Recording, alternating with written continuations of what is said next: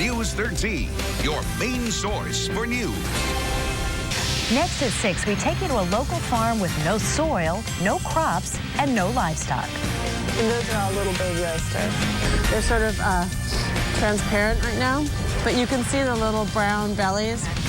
Oysters farmed and harvested along the Maine coast while they're making a comeback. In a state known for lobsters, northern shrimp, and little neck clams, there is a relative newcomer to the Maine coast. Now, oysters, a Gulf Coast treat being farmed right here in Maine. Hey, it's a big ocean. Shucks, why not, right? CBS 13's Brad Rogers has the story new at 6.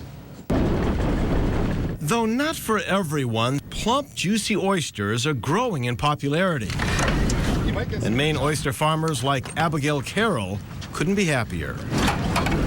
Abigail is founder of Nonesuch Oysters, and this is her new oyster nursery. So these are little baby oysters. We have 1.5 million baby oysters, or oyster spat is what they call them, in here right now.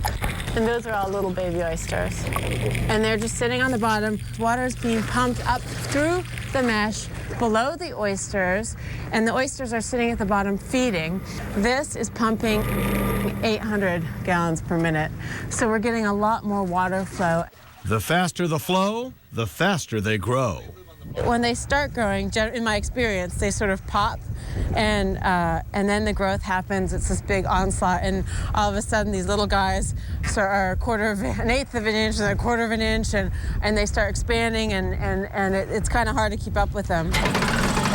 Once big enough, the oysters are taken on a boat ride upstream into the tidal waters of the Scarborough River and marsh and placed in mesh containers floating at the surface.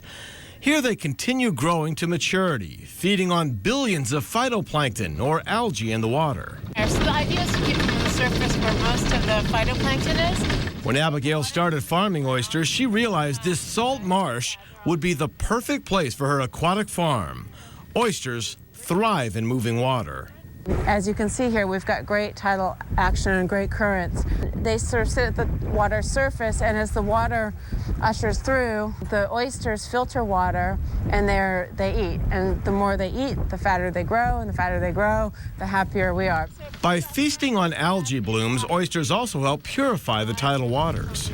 Each one of these filters 55 gallons of water a day. So think of what that does to water quality. With the cold waters, growth has been slow this spring, but by the end of summer, these oysters will grow an inch or more. So we're already starting to harvest a couple thousand a week. Abigail farms 2 types of oysters. These are just the American oysters. You can see here, this little bit of shell here, that's all new growth from this year. It can be a pretty lucrative business after a few years. Well, but it takes like 5 years to get it going. Yeah. For Abigail Carroll, the world is her oyster. I mean, we definitely have a lot more oysters in the pipeline than we ever have before. It's really exciting. Her biggest obstacle, getting more people to take that first bite. So that's our farm. In Scarborough, Brad Rogers, CBS 13 News. Now, oyster farming got its start in Maine on the Damariscotta River, but now oysters are being farmed and harvested up and down the Maine coast. Now, if you'd like to know more about the Nonesuch oysters and where you can enjoy those, we've provided a link on our website, WGME.com.